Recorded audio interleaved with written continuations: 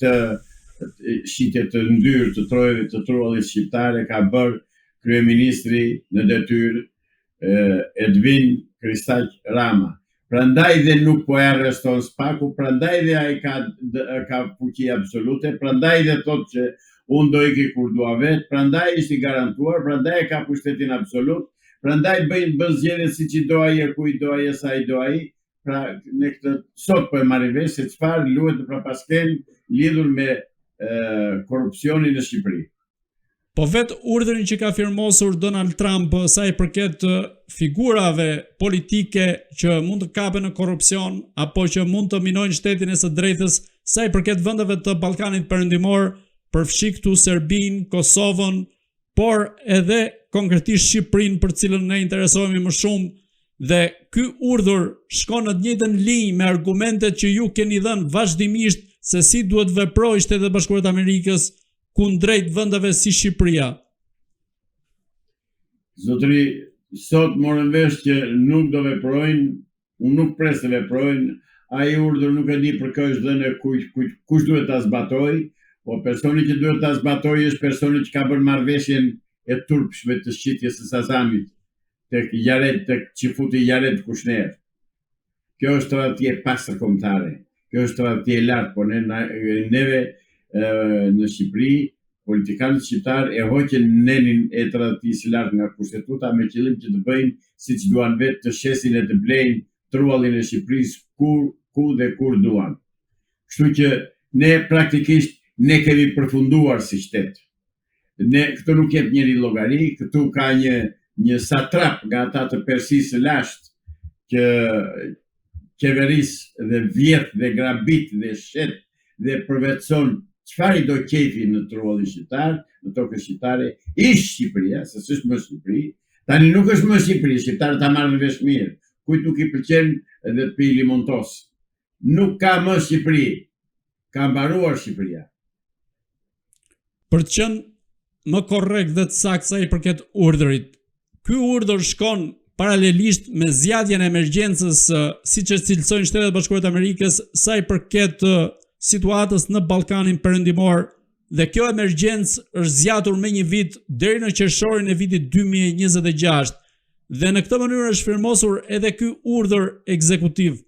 Pra, në kuptimin që Shtetet e Bashkuara të Amerikës i kthejnë syt nga Ballkani Perëndimor për të parë ato figura politike apo grupe të caktuara që kërcënojnë realisht politikën e jashtme të Shteteve të Bashkuara të Amerikës. Në këtë mënyrë, ju si e shikoni këtë lloj lëvizje nga lindja e mesme drejt Ballkanit Perëndimor? Ky urdhër duhet zbatohet në radhë parë të arrestohet Edvin Rama, për tradhti të lartë dhe për shitje të trullit kombëtar shqiptar të huajve, cilë do të jenë këta, çfarë do që të jenë, nga do që të jenë, ne e konsiderojmë tradhti të lartë dhe shitje të trullit të trojve të shqiptare. Prandaj thash që s'ka më Shqipëri, ka mbaruar Shqipëria. Nëse presidenti amerikan do ka nxjerrë këtë urdhër dhe është urdhër që duhet zbatuar, atëherë ta fillojë nga Edi Rama, që është më i korruptuar këtu në Shqipëri. Dhe të vazhdojë pastaj me Sali Berishën dhe të tërë të tjerët personat e korruptuar që shesin interesat kombëtare shqiptare. Po këta veprojnë kështu sepse s'ka kush të kërkojë llogari, s'ka opozit, nuk ka kundërshtar, domethënë janë vetë zot, vetë shkop. Gjyqin, ligjin, drejtësin, prokurorin, avokatin, policin i kanë vetë. Ky është një urdhër ekzekutiv i firmosur në Shtëpinë e Bardhë nga presidenti amerikan, i cili ta zbatojnë, e thjesht fare, ta zbatojë atë urdhër, ta arrestojë Edi Ramën, se ka shitur interesat kombëtare, pikë. Po sa i përket politikanëve të tjerë siç është edhe Berisha, i cili deri më tani kishte shpresuar se do t'i hiqej non grata, por me firmosjen e këtij urdhri duket se shpresat e tij janë shuar përfundimisht nëse i referohemi këtij urdhri që parashikon edhe përpjekjet për të hequr non grata apo për të dalë kundër sanksioneve. Vërtetësinë dhe seriozitetin e këtij urdhri zotëri unë do ta besoj vetëm kur të arrestohet Sali Berisha të bëj në bankun e të akuzuarve, të merret i pandehur dhe të jap llogari atje në qelisi të gjithë tjerë. Jo, nuk është kështu. Është propagandë, është mashtrim. nuk do pësojnë asnjë gjë nuk do pësojnë politikanët shqiptarë, me të shoh deri tani. Po si është e mundur, apo kanë lidhje të fuqishme sa i përket raporteve që kanë me Shtetet e Bashkuara të Amerikës? Ka lidhje sekrete të nëndeshme që ndoshta nuk varen as nga presidenti i Shtetit Bashkuar të Amerikës.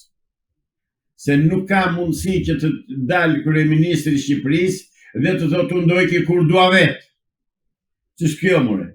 Po as Luigi 14 nuk tha do iki kur dua vetë. Ai tha që do iki kur ju të mos shihni as Gramozëruçi në sheshin ose më saktë në oborrin e Partisë Socialiste.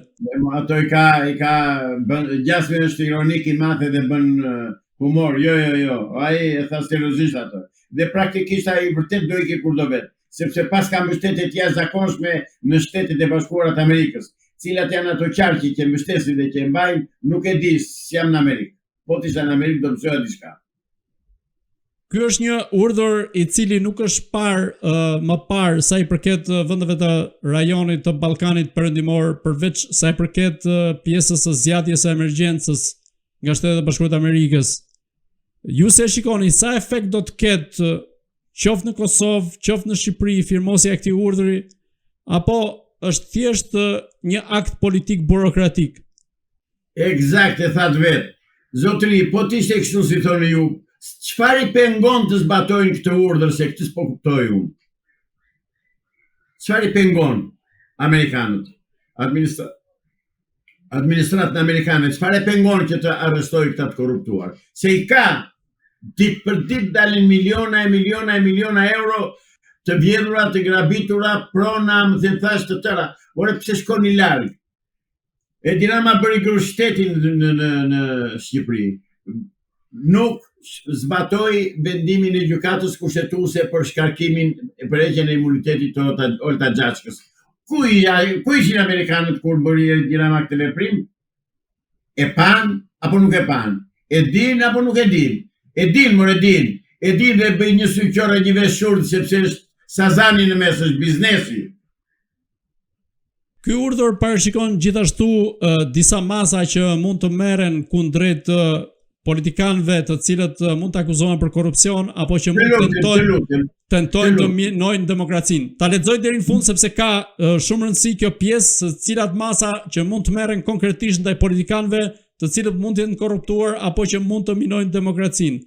Dhe masat nisin që nga pjesa e ngrirjes së pasurive, bllokimin e tranzaksioneve, ndalimin e hyrjeve në Shtetet e Bashkuara të Amerikës dhe sanksione të drejtpërdrejta financiare dhe ligjore.